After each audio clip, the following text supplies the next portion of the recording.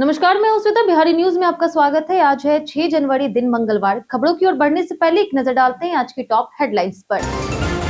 बिहार से बाहर की यात्रा होगी आसान। 235 नए रूटों पर 650 नई बसें होगी शुरू। एसी, नॉन एसी और लग्जरी विकल्प के साथ यात्रियों को मिलेगी बेहतर सुविधा। बिहार में आशा, आंगनबाड़ी कार्यकर्ता और श्रमिकों को मिलेगा आयुष्मान स्वास्थ्य बीमा। सालाना 5 लाख रुपए तक का मिलेगा लाभ। फ्रंटलाइन वर्कर्स को मिलेगी आर्थिक सुरक्षा की नई सुविधा।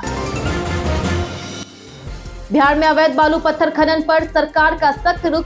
5482 स्थानों पर हुई छापेमारी। 574 वाहन हुआ जब्त। बिहार के सभी विश्वविद्यालयों में पीएचडी प्रवेश के लिए देनी होगी एक परीक्षा। छात्रों को अलग अलग प्री पीएचडी टेस्ट देने की नहीं होगी आवश्यकता। सीट और आरक्षण के आधार पर नामांकन होगा सुनिश्चित। बिहार में शहरी और ग्रामीण दोनों क्षेत्रों में अब सीओ जारी करेंगे। वंशावली, म्यूटेशन और संपत्ति बंटवारे की प्रक्रिया होगी तेज और पारदर्शी। लोगों को नहीं काटने पड़ेंगे दफ्तरों के चक्कर। हिंदी सिनेमा में सामाजिक संदेश की अहमियत पर बोले अखिलेंद्र मिश्रा। पुराने गानों के यादगार बोल और आज के गीतों के अंतर पर की तुलना। कहा, अभिनेता हर मुद्दे पर दे अपनी राय। पहले मैच में फ्लॉप रहने के बाद वैभव सूर्यवंशी ने दूसरे वनडे में दिखाया जलवा। 19 गेंदों में 50 रन बनाकर पूरा किया अर्धशतक। टीम की जीत की रखी नींव। चलिए एक नजर डालते हैं आज की 25 बड़ी खबरों की ओर। बिहार से बाहर यात्रा करना होगा आसान। 235 रूट पर चलेगी 650 नई बसें। बिहार से बाहर यात्रा करना अब और आसान होगा। राज्य सरकार अपने 6 महीने में 235 नए रूटों पर करीब 650 नई बसों का परिचालन शुरू करेगी। इसमें लगभग 200 एसी, 400 नॉन एसी और 50 लग्जरी बसें शामिल होगी। इन बसों के जरिए पटना सहित अन्य जिलों से 6 राज्यों और 60 से अधिक शहरों तक सीधी सुविधा मिलेगी। 50,000 से अधिक आबादी वाले प्रखंडों को भी बस नेटवर्क से जोड़ा जाएगा। सबसे अधिक बसें झारखंड रूट पर चलेगी। परिवहन विभाग पीपीपी मॉडल पर निजी बसों का संचालन करेगा, जिससे यात्रियों को ट्रेन पर निर्भर नहीं रहना पड़ेगा। आशा और आंगनबाड़ी कार्यकर्ताओं समेत श्रमिकों को मिलेगा स्वास्थ्य बीमा। बिहार सरकार ने आयुष्मान भारत योजना का दायरा बढ़ाकर लगभग 17 लाख कामगार परिवारों को स्वास्थ्य बीमा का लाभ दिया है। अब आशा और आंगनबाड़ी कार्यकर्ता, एसएपीएफ जवान और भवन निर्माण कर्मकार बोर्ड के श्रमिक भी सालाना 5 लाख रुपए तक के बीमा से सुरक्षित होंगे।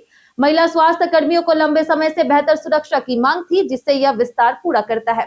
श्रम संसाधन विभाग बीमा राशि का प्रबंध करेगा। इस कदम से असंगठित क्षेत्र के श्रमिक और फ्रंटलाइन वर्कर्स गंभीर बीमारी में आर्थिक बोझ से बचेंगे और सामाजिक सुरक्षा और आर्थिक स्थिरता मजबूत होगी। किसान निबंधन और ई-केवाईसी के लिए आज से शुरू होगा पंचायत शिविर। एग्रीस्टेक योजना के तहत किसानों के निबंधन के लिए आज से 9 जनवरी तक प्रत्येक पंचायत में 4 दिवसीय शिविर लगाए जाएंगे। इन शिविरों में किसान सलाहकार, कृषि समन्वयक और राजस्व कर्मी मौजूद रहेंगे। निबंधन के बाद मिलने वाली फार्मर रजिस्ट्री आईडी से किसान केसीसी, प्रधानमंत्री किसान सम्मान निधि, फसल सहायता योजना और कृषि विभाग की अन्य योजनाओं का लाभ ले सकेंगे। डीएम डॉक्टर त्यागराजन एसएम ने किसान निबंधन और ई-केवाईसी कार्य में तेजी लाने का निर्देश दिया। कम प्रगति वाले प्रखंडों में शीघ्र लक्ष्य पूरा करने को कहा गया। परियोजना मंजूरी समिति ने 20 औद्योगिक इकाइयों को दी भूमि। बिहार में उद्योगों के विस्तार को बढ़ावा देने के लिए परियोजना मंजूरी समिति ने 20 औद्योगिक इकाइयों को कुल 9.637 एकड़ भूमि आवंटित की है। ये इकाइयां आईटीईएस, खाद्य प्रसंस्करण, फार्मा और सामान्य विनिर्माण जैसे विविध क्षेत्रों से जुड़ी है। आवंटित भूमि प्लग एंड प्ले सेट के रूप में दी गई है, जिससे निवेशकों को बुनियादी ढांचों में समय और लागत की बचत होगी। इन परियोजनाओं से 125 करोड़ रुपए से अधिक का निवेश और लगभग 1187 नए रोजगार सृजित होने की उम्मीद है। वहीं पटना, गया, पूर्णिया और मुजफ्फरपुर प्रमुख फोकस क्षेत्र हैं। बिहार में अवैध बालू पत्थर खनन पर सरकार ने कड़ा रुख अपनाया। बिहार में अवैध बालू और पत्थर खनन के खिलाफ सरकार का रुख सख्त हो गया है। दिसंबर में खान और भूतत्व विभाग ने राज्य के 4582 स्थानों पर छापेमारी कर 574 अवैध वाहनों को जब्त किया। 248 मामलों में प्राथमिकी दर्ज की गई और कई आरोपी गिरफ्तार हुए। औरंगाबाद में सबसे अधिक 331 छापे मारे गए। जबकि पटना में 15 गिरफ्तारियां हुई। उप मुख्यमंत्री विजय कुमार सिन्हा के नेतृत्व में वैधानिक खनन को बढ़ावा देकर के विभाग ने राजस्व लक्ष्य का 102% हासिल किया। अवैध खनन रोकने और रोजगार सृजन के लिए त्वरित कार्रवाई की जाएगी। बिहार के सभी विश्वविद्यालयों में पीएचडी प्रवेश के लिए देनी होगी एक परीक्षा। बिहार में नए शैक्षणिक सत्र से सभी विश्वविद्यालयों में पीएचडी में प्रवेश के लिए एक ही परीक्षा आयोजित होगी। इससे छात्रों को अलग अलग विश्वविद्यालयों में प्री पीएचडी टेस्ट देने की आवश्यकता नहीं रहेगी। परीक्षा के माध्यम से विषय विशेष में सीट और आरक्षण के हिसाब से नामांकन होगा। उच्च शिक्षा विभाग ने नेट की तर्ज पर सहायक प्राध्यापक अहर्ता हेतु बीईटी भी शुरू करेगा। साथ ही Aryabhatta Bihar research project scheme, मुख्यमंत्री पीएचडी फेलोशिप योजना के तहत छात्रवृत्ति और विदेश अध्ययन के अवसर बढ़ाए जाएंगे, जिससे शोध और उच्च शिक्षा को मजबूती मिलेगी। राजगीर में पांडु पोखर पर 1 मार्च से शुरू होगा वाटर लेजर शो। बिहार के ऐतिहासिक शहर राजगीर के पांडु पोखर में 1 मार्च से राज्य का पहला water laser light and sound show शुरू होगा। यह शो पानी के विशाल स्क्रीन पर लेजर, रंग बिरंगी रोशनी और म्यूजिकल साउंड के माध्यम से राजगीर की ऐतिहासिक, सांस्कृतिक और पौराणिक विरासत, बुद्ध, महावीर और राजगीर की कथाओं को दर्शाएगा। Rainbow shooter jet, high jet, dancing fountain और डायमंड जेट जैसी आधुनिक टेक्निकें इस अनुभव को और भव्य बनाएगी। पर्यटन विभाग को उम्मीद है कि यह पहल राजगीर और बिहार के पर्यटन को बढ़ावा देगी और स्थानीय अर्थव्यवस्था को लाभान्वित करेगी। बिहार एसटीईटी 2025 रिजल्ट घोषित, 2.5 लाख से अधिक पास। बिहार स्कूल एग्जाम बोर्ड यानी कि बीएसईबी ने एसटीईटी 2025 का रिजल्ट जारी कर दिया है। परीक्षा में कुल 4,42,214 उम्मीदवार शामिल हुए, जिनमें से 2,56,301 अभ्यर्थी पास हुए, यानी कि कुल पास प्रतिशत 57.96 रहा। पेपर 1 में 2,46,415 उम्मीदवार शामिल हुए, जिनमें से 1,54,145 सफल हुए और पेपर 2 में 1,95,799 उम्मीदवार शामिल हुए, जिनमें से 1,02,156 पास हुए। वहीं पासिंग मार्क्स वर्ग के अनुसार तय किए गए थे। सामान्य 50%, पिछड़ा 45.5%, अत्यंत पिछड़ा 42.5% और अनुसूचित जाति जनजाति, महिला और दिव्यांग 40%। रिजल्ट biharSTET.com पर चेक किया जा सकता है। दूसरे वनडे में वैभव सूर्यवंशी ने 19 गेंदों में ठोकी तूफानी 50। साउथ अफ्रीका दौरे के दूसरे वनडे में भारत अंडर 19 के कप्तान वैभव सूर्यवंशी ने तूफानी प्रदर्शन किया। पहले मैच में फ्लॉप रहने के बाद वैभव ने 19 गेंदों में 50 रन बनाकर धमाल मचाया। उन्होंने इस दौरान 10 छक्के और 1 चौका जड़ा। पहले 6 ओवरों में भारत का स्कोर बिना किसी विकेट के 67 रन रहा। 7वें ओवर में उन्होंने अर्धशतक पूरा किया और अगले ही गेंदों में लगातार छक्के लगाए। हालांकि 8वें ओवर की पहली गेंद पर वैभव आउट हो गए। उनकी इस पारी ने टीम की जीत की नींव रखी। 19 बस डिपो में खुलेगी जीविका दीदी की रसोई। बिहार सरकार ने 19 प्रमुख बस डिपो में जीविका दीदी की रसोई शुरू करने का निर्णय लिया, ताकि यात्रियों, बस चालकों और कर्मियों को साफ, स्वादिष्ट और पौष्टिक भोजन मिल सके। परिवहन मंत्री श्रवण कुमार ने निरीक्षण के दौरान खराब भोजन व्यवस्था पर नाराजगी जताई, जिसके बाद यह फैसला लिया गया। पहले चरण में पटना, आरा, मुजफ्फरपुर, गयाजी, भागलपुर, पूर्णिया समेत कई जिलों के डिपो शामिल होंगे। यह योजना पहले से अस्पतालों और सरकारी संस्थानों में सफल रही। इससे यात्रियों की सुविधा बढ़ेगी और महिलाओं के स्वरोजगार को बढ़ावा मिलेगा। लाइब्रेरियन परीक्षा फॉर्म तिथि की घोषणा को लेकर छात्रों ने किया विरोध प्रदर्शन। बिहार में लाइब्रेरियन बहाली परीक्षा की तैयारी कर रहे सैकड़ों अभ्यर्थी सोमवार को बिहार विद्यालय परीक्षा समिति कार्यालय के पास सड़क पर उतर गए। All Bihar trade library association के नेतृत्व में आंदोलन कर अभ्यर्थियों ने परीक्षा फॉर्म भरने की तिथि घोषित करने की मांग की। छात्रों ने आरोप लगाया कि शिक्षा विभाग ने परीक्षा शुरू करने का लिखित पत्र जारी किया, लेकिन बिहार विद्यालय परीक्षा समिति इसे 4 माह से टाल रही। सचिव प्रमोद कुमार ने आश्वासन दिया है कि जनवरी के अंत तक आवेदन प्रक्रिया शुरू होगी और फरवरी-मार्च में परीक्षा होगी। छात्रों ने आंदोलन समाप्त किया। बिहार सरकार की नई कृषि निवेश नीति, 5 करोड़ तक मिलेगा अनुदान। बिहार सरकार ने नई कृषि निवेश प्रोत्साहन नीति लागू की है, जिसके तहत मखाना, शहद, फल, सब्जी, मक्का, बीज, औषधीय पौधों, चाय से जुड़े प्रसंस्करण उद्योगों को बढ़ावा दिया जाएगा। इस नीति में 25 लाख से 5 करोड़ रुपए तक की परियोजनाओं पर अनुदान मिलेगा। सब्सिडी ऋण आधारित होगी, जिसमें कम से कम 20% बैंक ऋण अनिवार्य है। SC, ST, EBC निवेशकों को अतिरिक्त 5% और महिलाओं सहित विशेष वर्गों को 2% अतिरिक्त अनुदान मिलेगा। इसका उद्देश्य कृषि को उद्योग, रोजगार और निर्यात से जोड़कर राज्य की अर्थव्यवस्था को मजबूत करना है। रितेश और प्रवीण कुमार बने पटना हाईकोर्ट के नए न्यायाधीश। केंद्र सरकार ने पटना उच्च न्यायालय के लिए 2 नए न्यायाधीशों रितेश कुमार और प्रवीण कुमार की नियुक्ति की अधिसूचना जारी की है। राष्ट्रपति की स्वीकृति से ये दोनों अपने अपने पदभार ग्रहण करेंगे। यह निर्णय भारत सरकार के विधि और न्याय मंत्रालय न्याय विभाग द्वारा 5 जनवरी 2026 को किया गया। नियुक्ति की जानकारी Patna high court registrar general, राज्यपाल, मुख्यमंत्री और अन्य संबंधित प्राधिकारों को भेजी गई है। सुप्रीम कोर्ट कॉलेजियम ने पहले रितेश कुमार और प्रवीण कुमार के नाम की अनुशंसा की थी। अन्य नाम अंशुल का निर्णय लंबित है। अब शहरी और ग्रामीण दोनों क्षेत्रों में सीओ जारी करेंगे वंशावली। बिहार सरकार ने शहरी इलाकों में वंशावली जारी करने की प्रक्रिया को स्पष्ट और एक रूप बनाने का बड़ा कदम उठाया है। उप मुख्यमंत्री विजय कुमार सिन्हा के अनुसार अब सर्कल ऑफिसर यानी कि सीओ शहरी और ग्रामीण दोनों क्षेत्रों में वंशावली जारी करने के लिए अधिकृत होंगे। इससे म्यूटेशन, संपत्ति बंटवारा, नामांतरण और कानूनी विवादों में तेजी आएगी और लोगों को कई दफ्तरों के चक्कर काटने की जरूरत नहीं होगी। नया नियम समयबद्ध और पारदर्शी प्रक्रिया सुनिश्चित करेगा, जिससे भ्रष्टाचार और मनमानी में कमी आएगी। मुख्यमंत्री कार्यालय से अब होगी बिजली सेवाओं और गुणवत्ता की निगरानी। बिहार में अब बिजली की गुणवत्ता और सेवाओं की नियमित निगरानी मुख्यमंत्री कार्यालय के स्तर से होगी। ईज ऑफ लिविंग के तहत मॉनिटरिंग टीम यह देखेगी कि बिजली कनेक्शन समय पर मिल रहे हैं या नहीं, बिल से जुड़ी शिकायतों का निवारण, नए पोल की मांग और अन्य सेवाएं कितनी जल्दी पूरी हो रही, गुणवत्तापूर्ण बिजली आपूर्ति, वोल्टेज और सब स्टेशन कर्मियों की उपलब्धता का भी नियमित निरीक्षण होगा। यदि किसी सेवा में लापरवाही पाई गई तो दोषियों के खिलाफ कार्रवाई होगी। यह पहल उपभोक्ताओं के लिए निर्बाध और भरोसेमंद बिजली सुनिश्चित करेगी। हिंदी फिल्मों में गानों और सामाजिक संदेश पर अखिलेंद्र मिश्रा ने दी राय। बिहार के अखिलेंद्र मिश्रा, जिन्होंने फिल्मों और टीवी में कई यादगार भूमिकाएं निभाई, उन्होंने हाल ही में एक इंटरव्यू में अभिनेता और समाज के बीच संबंध पर चर्चा की। उन्होंने कहा कि अभिनेता सिर्फ सेल्फी या फिर ऑटोग्राफ तक सीमित नहीं है, बल्कि उनकी सामाजिक जिम्मेदारी भी होती है।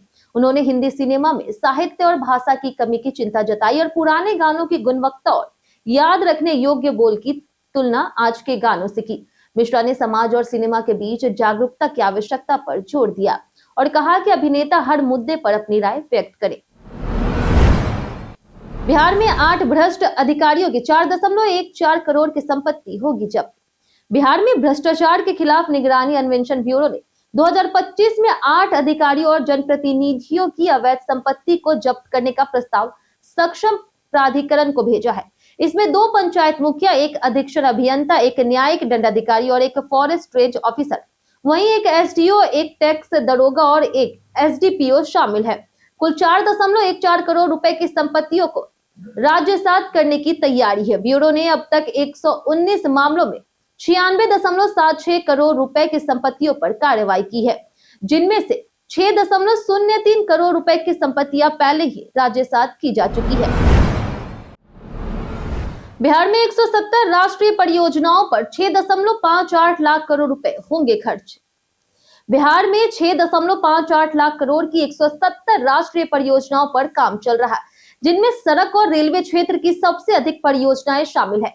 इनमें से 1.28 लाख करोड़ की 60 परियोजनाएं पूरी हो चुकी है, जबकि 5.30 लाख करोड़ की 110 परियोजनाएं निर्माणाधीन है।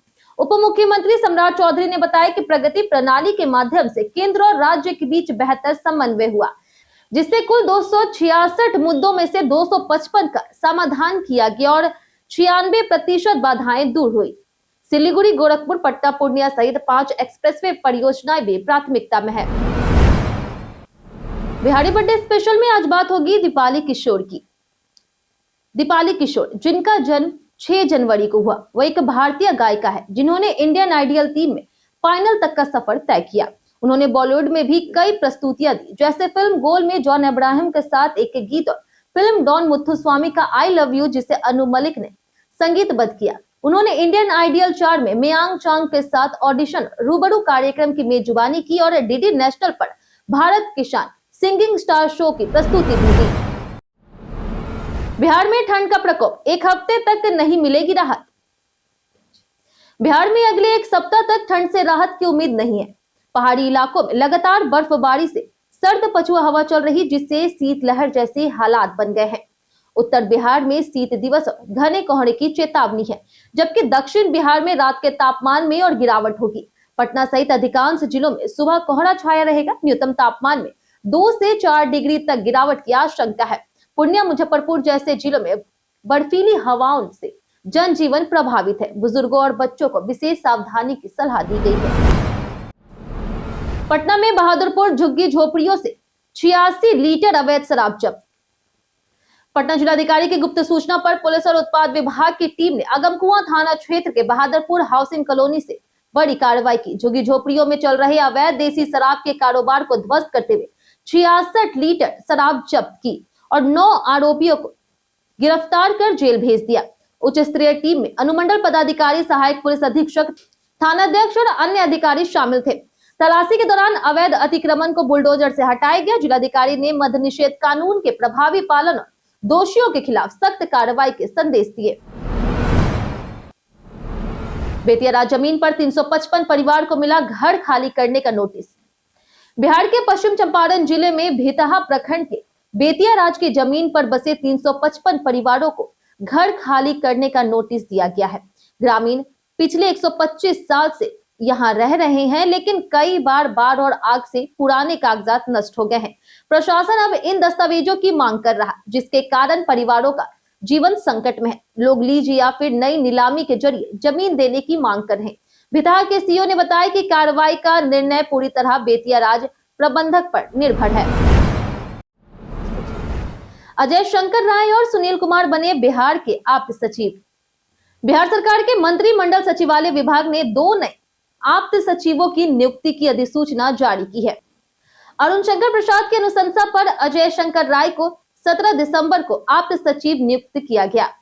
वे वर्तमान में बिहार विधानसभा सचिवालय पटना में प्रशाखा पदाधिकारी हैं। वहीं सुरेंद्र मेहता की अनुशंसा पर सुनील कुमार को 11 दिसंबर 2025 से आप्त सचिव के रूप में तैनात किया गया। दोनों नियुक्तियां अस्थायी है और किसी भी समय समाप्त की जा सकती है। पद त्यागने या हटाए जाने पर अधिकारी अपने मूल विभाग लौटेंगे। ब्रावो ने कहा, धोनी के साथ रिश्ता सगे भाई जैसा। वेस्टइंडीज के पूर्व ऑलराउंडर ड्वेन ब्रावो ने आईपीएल के चेन्नई सुपर किंग्स के पूर्व कप्तान महेंद्र सिंह धोनी के प्रति अपने गहरे लगाव का खुलासा किया। हाल ही में एक पॉडकास्ट इंटरव्यू में ब्रावो ने कहा कि वे अलग अलग मां से पैदा हुए हैं, लेकिन एक सगे भाई की तरह महसूस करते। ब्रावो ने बताया कि धोनी ने उन्हें सीएसके में पूरी आजादी और भरोसा दिया, जिससे दोनों के बीच खास रिश्ता बना। आईपीएल में 14 सीजन खेलने वाले ब्रावो ने सीएसके के लिए 1004 रन और 140 विकेट हासिल किए। साथ ही बॉलिंग कोच की भूमिका भी निभाई। कई कारणों से दर्ज है भारत के इतिहास में आज की तारीख। 1940 में नरेंद्र कोहली का जन्म हुआ, जो एक प्रसिद्ध लेखक है। 1949 में बाना सिंह का जन्म हुआ, जो परमवीर चक्र से सम्मानित भारतीय सेना के सूबेदार थे। 1959 में कपिल देव का जन्म हुआ, जो भारतीय क्रिकेट टीम के पूर्व कप्तान हैं। 1957 में आमिर रजा हुसैन का जन्म हुआ, जो भारत के रंगमंच अभिनेता और निर्देशक हैं। 1986 में ए आर रहमान का जन्म हुआ, जो ऑस्कर विजेता भारतीय संगीतकार है। 1996 में किशन श्रीकांत का जन्म हुआ, जो फिल्म निर्देशक और अभिनेता हैं। वहीं 2008 में प्रमोद करण सेठी का निधन हुआ, जो प्रसिद्ध भारतीय चिकित्सक थे। 2017 में ओम पुरी का निधन हुआ, जो हिंदी फिल्मों के प्रसिद्ध अभिनेता थे। वहीं 2020 में मिंती मिश्रा का निधन हुआ, जो उड़ीसा की प्रसिद्ध भारतीय नृत्यांगना थी। हम प्रतिदिन आपसे 5 ऐसे जरूरी सवाल उसके जवाब बताएंगे, जो कि बीपीएससी, बिहार पुलिस दरोगा समेत एसएससी जैसे अन्य प्रतियोगी परीक्षाओं में काम आएंगे। सवाल इतिहास, बिहार स्पेशल, विज्ञान, करंट अफेयर्स और भूगोल से रहेंगे। पूछे गए 5 सवाल में आपने कितना सही जवाब दिया, ये हमें कमेंट करके जरूर बताएं। तो हमारा पहला सवाल है, बिहार राज्य विद्युत बोर्ड की स्थापना किस वर्ष हुई थी? ऑप्शन ए है 1970, ऑप्शन बी है 1960, ऑप्शन सी है 1958 या फिर ऑप्शन डी 1944। इसका सही जवाब है ऑप्शन सी 1958। हमारा दूसरा सवाल है कि इनमें से कौन सा जीआई प्रमाणित कृषि उत्पाद बिहार का नहीं है? ऑप्शन ए है मगही पान, ऑप्शन बी है कतरनी चावल, ऑप्शन सी है शाही लीची या फिर option D Coorg arabica coffee. इसका सही जवाब है option D Coorg arabica coffee. हमारा तीसरा सवाल है कौन सा बौद्ध इतिहास ग्रंथ श्रीलंका में बौद्ध धर्म में उदय और विस्तार के बारे में बताता है? ऑप्शन ए है बुद्धचरित, ऑप्शन बी है दीपवंश, ऑप्शन सी है कुलवंश या फिर ऑप्शन डी महावंश। इसका सही जवाब है ऑप्शन डी महावंश। हमारा चौथा सवाल है इनमें से किस शहर में प्रधानमंत्री नरेंद्र मोदी ने पवित्र पिपरहवा अवशेषों की भव्य अंतरराष्ट्रीय प्रदर्शनी का उद्घाटन किया? ऑप्शन ए है नई दिल्ली, ऑप्शन बी है वारंगल, ऑप्शन सी है राजगीर या फिर ऑप्शन डी अहमदाबाद। इसका सही जवाब है ऑप्शन ए नई दिल्ली।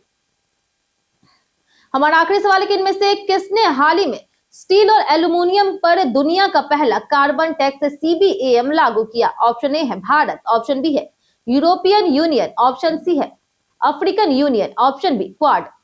इसका सही जवाब है ऑप्शन बी यूरोपियन यूनियन। बीते दिन हमारे द्वारा पूछे गए सवाल का जवाब आप लोगों में से बहुत लोगों ने हमारे कमेंट बॉक्स सेक्शन में लिख कर दिया है। जिन्होंने हमारे द्वारा पूछे गए सवाल का जवाब दिया उनके नाम है राम बाबू दास, अनवर करीम खान, अजय यादव, पुरुषोत्तम कुमार, रामचंद्र, विनोद कुमार, प्रदीप पंडित, अतीक खान, ब्रजमोहन राय, गीता देवी, लक्ष्मी मेहता, अब्दुल मनान, नौशाद रजा, हीरा सिंह, बीर बहादुर राय, रंजीत मिश्रा, मुन्ना प्रसाद, बिंदा शर्मा, राजकुमार यादव, शिव कुमार सिंह, संजीव कुमार, राजेश मांझी, मनीषा कुमारी, नरेंद्र कुमार, पंचानंद सिंह, रुपेश कुमार, कृष्णा प्रसाद, विनोद शाह, राजीव कुमार, रवि मोहन वर्मा, शैलेश कुमार, दयानंद सिंह और पप्पू चौधरी। इसी के साथ बढ़ते हैं आज के सवाल की ओर। आज का सवाल है आप बिहार में विकास के लिए सबसे जरूरी सुधार क्या मानते हैं? आप अपना जवाब हमें हमारे कमेंट सेक्शन में लिखकर जरूर बताएं। आज के लिए इतना ही। बिहार की तमाम खबरों के साथ बने रहने के लिए देखते रहे बिहारी न्यूज और साथ ही अगर आप यूट्यूब चैनल पर देख रहे हो चैनल को सब्सक्राइब कर दे। अगर आप फेसबुक पेज पर देख रहे हो तो लाइक और फॉलो जरूर करें।